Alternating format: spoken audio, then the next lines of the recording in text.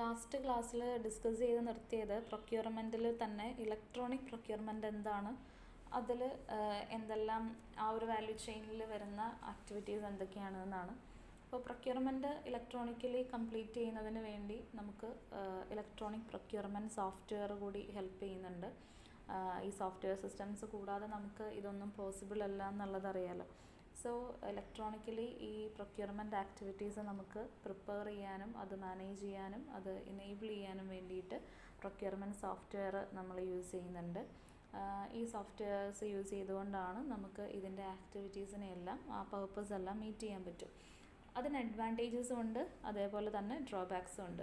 അപ്പോൾ ഇലക്ട്രോണിക് പ്രൊക്യൂർമെൻറ്റിൻ്റെ അല്ലെങ്കിൽ electronic procurement നമുക്ക് ഒരു ഓർഗനൈസേഷനിൽ ഇംപ്ലിമെൻറ്റ് ചെയ്താൽ എന്തെല്ലാം തരത്തിലുള്ള ബെനിഫിറ്റ്സ് ആണ് അതുകൊണ്ട് ഓർഗനൈസേഷൻ ഉണ്ടാവുക എന്നുള്ളതിനെക്കുറിച്ച് ഒരു ചെറിയ ഡിസ്കഷൻ ആവാം.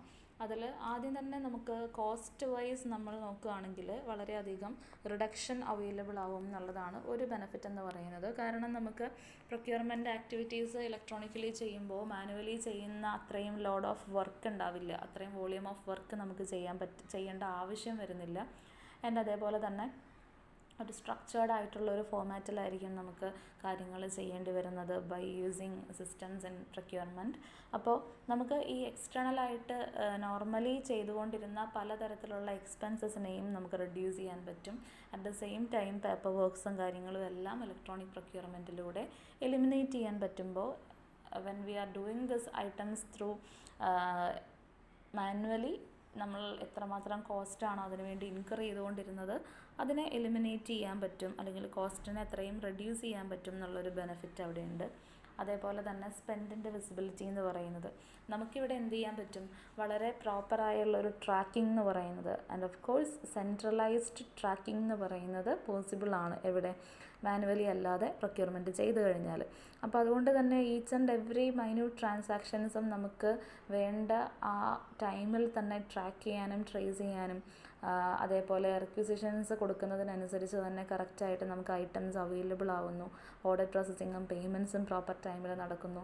ഇങ്ങനെയെല്ലാം വരുമ്പോൾ എക്സാക്റ്റ് ടൈമിൽ തന്നെ അല്ലെങ്കിൽ ഓൺ ടൈമിൽ തന്നെ നമുക്ക് ഓരോ ആക്ടിവിറ്റീസിൻ്റെയും എക്സ്പെൻഡിച്ചർ എന്തായി എന്നുള്ളതിനെക്കുറിച്ചുള്ളൊരു ക്ലിയർ കട്ട് ഐഡിയ കിട്ടും.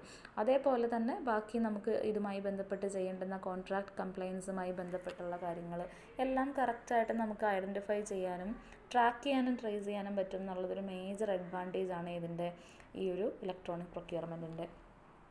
ദെൻ പ്രൊഡക്ടിവിറ്റി ഇൻക്രീസ് ചെയ്യുക എന്നുള്ളതാണ് മറ്റൊരു കാര്യം.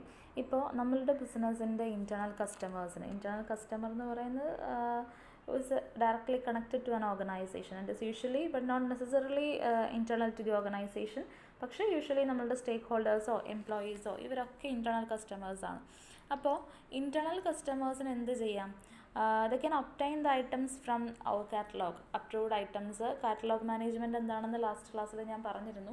അപ്പോൾ ഈ കാറ്റലോഗ്സിൽ അപ്രൂവ്ഡ് ആയിട്ടുള്ള ഐറ്റംസിൽ നിന്ന് തന്നെ they can self-select the items. Okay, അപ്പോൾ ഈ self-select the items എന്ന് പറയുമ്പോൾ നമുക്ക് ഈ കാറ്റലോഗ്സിൽ നിന്ന് തന്നെ ഐറ്റംസ് ആർക്ക് സെലക്ട് ചെയ്യാം, നമ്മളുടെ ഈ ഒരു ഇൻറ്റേർണൽ കസ്റ്റമേഴ്സിന് സെലക്ട് ചെയ്യാം.